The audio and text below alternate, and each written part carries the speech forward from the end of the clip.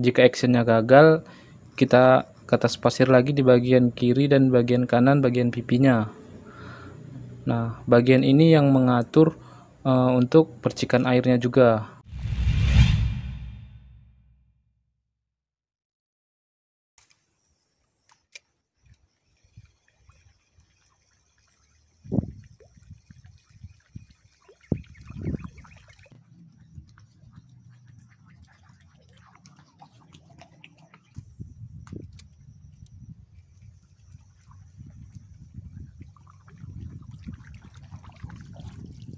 Halo sobatku semua, berjumpa kembali dengan saya Divino Elisanto di channel RFS Fishing.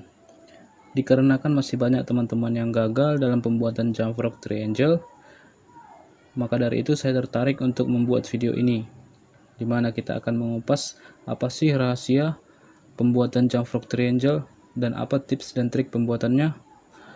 Sebelumnya saya minta maaf, video kali ini tidak bermaksud untuk menggurui teman-teman, melainkan hanya untuk berbagi pengalaman dari saya sendiri. Jika ada yang salah, mohon dikoreksi. Oke bro, saksikan terus video ini sampai selesai. Oke, di sini ada dua jenis jump frog triangle buatan saya. Yang pertama ini jump frog triangle menggunakan pemberat di body, dan di double hooknya pakai pemberat juga, dan yang ini tidak pakai pemberat sama sekali di bodinya, hanya di double hooknya saja. Oke, untuk pembuatan jump frog triangle seperti ini ada di link, saya lampirkan di link di sini. Dan yang ini yang tidak pakai pemberat, linknya saya buat di sini. Teman-teman bisa tonton videonya bagaimana cara pembuatan jump frog ini. Pertama-tama, sebelum kita masuk ke rahasia action jump frog triangle, kita kenali dulu gimana sih action jump frog triangle yang bagus itu. Jadi kalau menurut saya, action jump frog triangle yang bagus itu atau yang baik itu, dia actionnya tetap stabil, tidak mereng ke kiri, tidak mereng ke kanan. Mau kita gulung cepat atau lambat, dia tetap stabil. Jadi kita retrieve cepat atau lambat, jamnya itu tetap dapat. Oke. Jadi poin-poin yang perlu kita perhatikan dalam pembuatan jump frog triangle antara lain yang ini. Untuk ukuran jump frog triangle itu sih opsional menurut selera teman-teman saja. Kalau teman-teman ingin mencontoh yang seperti saya buat ini, di link yang saya lampirkan tadi lengkap semuanya. Yang ini atau yang ini ada semua untuk gambarnya. Oke, sekarang kita bahas rahasia pembuatannya. Saya gunakan yang ini saja.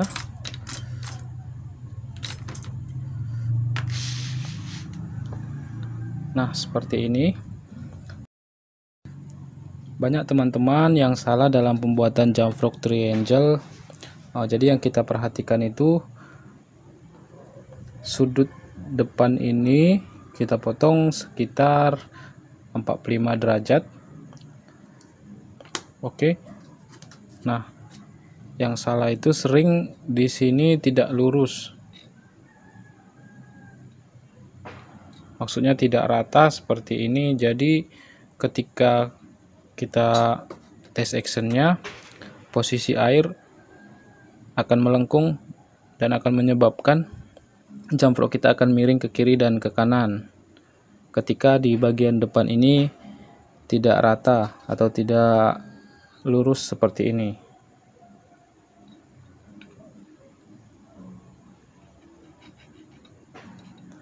Oke, itu yang sering salah. Selanjutnya kita masuk ke bentuk sisi kiri dan sisi kanannya itu. Kita usahakan sepresisi mungkin.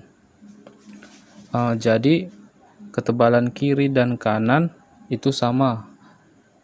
Jadi saat kita timbang di air nanti atau saat kita coba actionnya, dia tidak miring, tidak ke kiri dan tidak miring ke kanan, jadi stabil lurus seperti ini. Oke, untuk bagian atasnya, untuk bagian depan seperti ini.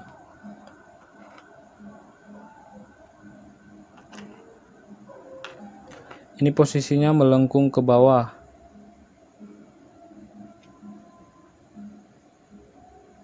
Setidaknya lengkungannya seperti ini.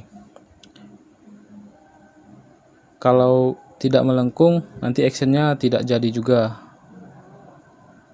Oke, kita masuk ke bagian bawah yang ini. Posisinya seperti ini. Dia mengecil ke belakang, tidak lurus, jadi lebih kecil ke belakang. Oke, untuk bagian atas ini opsional. Teman-teman bisa buat melengkung ke kiri dan ke kanan seperti ini. Ini posisinya melengkung ke kiri dan ke kanan. Sedangkan yang ini saya buat datar. Ini sih opsional, tergantung selera teman-teman. Oke, untuk pemberat yang ini jump frognya tadi, ini kita pakai pemberat di body dan di double hooknya. Sedangkan yang ini sama sekali tidak menggunakan pemberat. Jadi kenapa saya tidak menggunakan pemberat di sini? Oke, untuk jump frog ukuran 3 sampai 4,5 cm boleh tidak pakai pemberat pada bodinya. Boleh kita hanya menggunakan pemberat di double hooknya saja. Kenapa seperti itu? Saya buat seperti ini agar lebih gampang untuk menyesuaikan saat kita tes daya apungnya nanti. Kalau tidak, posisinya kurang pas, bisa kita tambah pemberatnya di double hooknya. Dan salah satu keuntungannya, kalau kita tanam pemberat di body, itu besar kemungkinan itu posisinya tidak stabil, maksudnya tidak stabil, tidak lurus. Terkadang kita membornya atau melubanginya itu dominan ke kiri atau dominan ke kanan, jadi tidak pas center di tengah.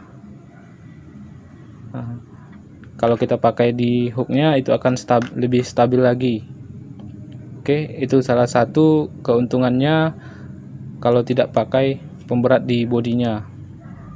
Oke, semoga teman-teman paham. Oke, kita masuk ke sudut apungnya agar teman-teman lebih paham untuk sudut apung jump frog triangle, kenapa saya gunakan di pemberat di double hooknya. Oke. Oh ya, untuk sisi depannya saya jelaskan sedikit lagi. Jadi segitiga yang ada di depan ini harus lebih kecil daripada sisi bodinya. Jadi seperti ini. Jika segitiga di bagian depan ini sekitar 1,5 cm, bodinya harus lebih besar. Jadi segitiganya tidak sama dengan bodi yang ini. Nah, di antara segitiga dan bodi ini ada sisi di bagian pipinya. Ini saya sebut bagian pipinya saja. Nah, jadi bagian pipi ini yang biasa harus kita kertas pasir. Jika actionnya gagal, kita kertas pasir lagi di bagian kiri dan bagian kanan bagian pipinya. Nah, bagian ini yang mengatur untuk percikan airnya juga. Jadi ketika air datang dari depan seperti ini, nanti dia akan mercik mengikuti pipinya ke kiri dan ke kanan seperti ini. Oke, sekarang kita masuk ke sudut apungnya.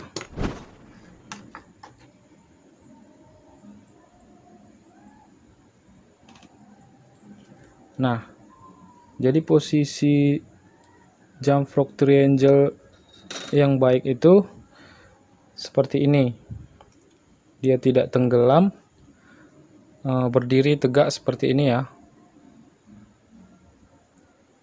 Dan posisinya tidak miring ke kiri dan ke kanan, dia stabil posisinya seperti ini. Nah, jika terlalu ringan, dia nanti posisinya akan seperti ini, berdiri terlentang seperti ini.